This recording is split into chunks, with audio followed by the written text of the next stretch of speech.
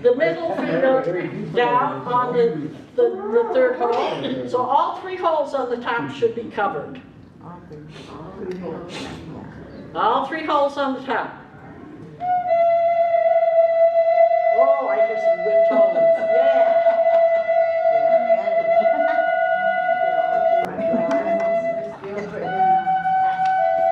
Much better. Oh, somebody blew way too high. You made my flute cry. Hi, my name is Joseph Quintana. I'm the Executive Director of Native Development Network. So today's event was really a celebration. Celebration not only of our organization being around for now our second year anniversary, but really our connection to community. There's no way we could get this done without so many people's contributions and without the trust of our community. Patricia Lopez. My family is from Taos, New Mexico, Tiwa. Today's event is a gathering of the elders in our community. It serves many purposes, just to unite together, to enjoy each other's company, but to hear updates legislatively that affects them as Indian community, and also what's happening in LA County as far as healthcare services and public health care.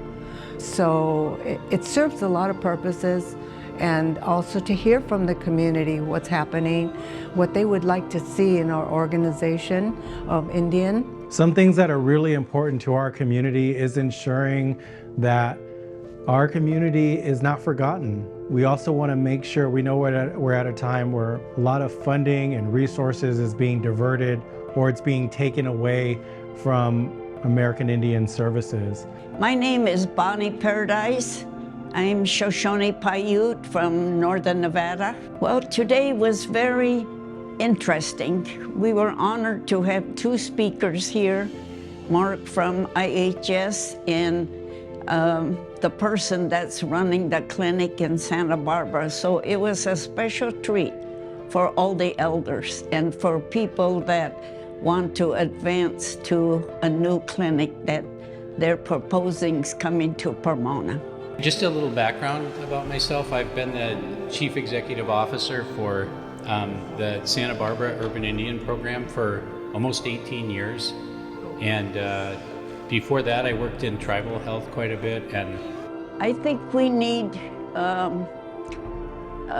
better communications. We really need a place where we can go and trust, and the clinic is the best source to go because there are a lot of Indian elders here in LA that need health care. First of all, congratulations on your second anniversary, and thanks for inviting us. Thank you for the prayer and the song. Mark Espinoza, I'm an enrolled member of the Eastern Band of Cherokee Indians. I am the urban coordinator for California. I'm also the deputy director for California Area Indian Health Service. I'm here because I want to make sure that the community is involved in this process. We want to make sure that Scott and his group are successful in Los Angeles. I'm an urban Indian. I grew up in San Jose. I used to go to San Jose Indian Center for my health care. So I know how important it is to have medical, dental, behavior health, all of those services available to you. And at Indian Health Service, our goal has been to uplift and bring a community health center for Native Americans, by Native Americans, to the LA area.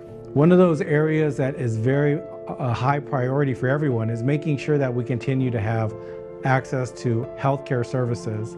And so what we wanted to do is build relationships with Indian Health Services, their California Area Office. And so we actually had a representative, Mark Espinosa, join our event. We also invited a new service provider who's going to be coming into the Los Angeles area, in the executive director, Scott Black, who represents the Santa Barbara Health Service Clinic, who's going to actually take on this new contract for LA. And so we want to make sure that they are connected to our community, that they build relationships with our elders, that they also get to hear those tough questions and be able to respond accordingly. My name is Pearl Daisy, and I'm Navajo from the Navajo tribe. Well, I would like to them continue to do an info, resource outreach, especially when they do powwows and get hold of the family that need it. Because now I know diabetes is a lot going on, which I'm grateful my parents, you know, they're not diabetic, but I have relatives that are, and I learned from it and pass it on, you know, because part of it too, diabetes is very hard. You know, people are going through a lot, and build their self-esteem is very low when it comes to that topic. You know, people are diabetic, and I would like to know more info on that. Gina Toledo, and I'm Amos Pueblo from New Mexico. I believe that this organization just provides a support to the Indian community, especially with the seniors, just knowing that they have someone helping them and supporting them in whatever they go through, not just them, but their families. The Indians in the LA community always need someone that they can reach out to, someone they can connect with culturally.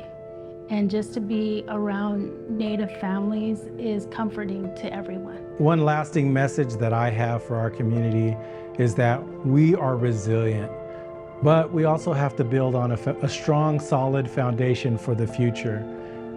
Every organization has an opportunity to serve our community. Every organization should benefit and be successful, because in the long run, our community is the ones who really get a chance to benefit from each of these services. We should be conveners of our community. We don't want to act in silos anymore. Instead, we want to be able to continue to provide a hopeful future, especially at a time where there's a great deal of stress, anxiety, uncertainty for our community members. We should be the voices, those who are advocating on our members' behalf. And I think that was highlighted today, and I look forward not just what the future holds, but just ensuring that generations after us continue to take on this effort, continue to want to seek out to be good community leaders, to want to give back to those less fortunate, and to want to uplift one another. Ready. All right. That's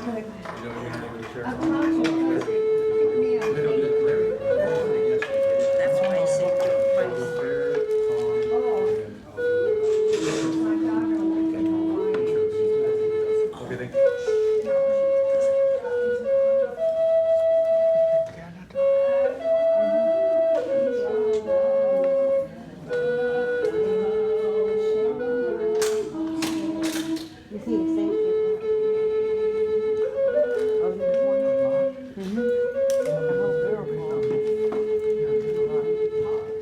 On three, thank you, Peggy. 1, 2, 3. Thank you, Peggy. You're welcome.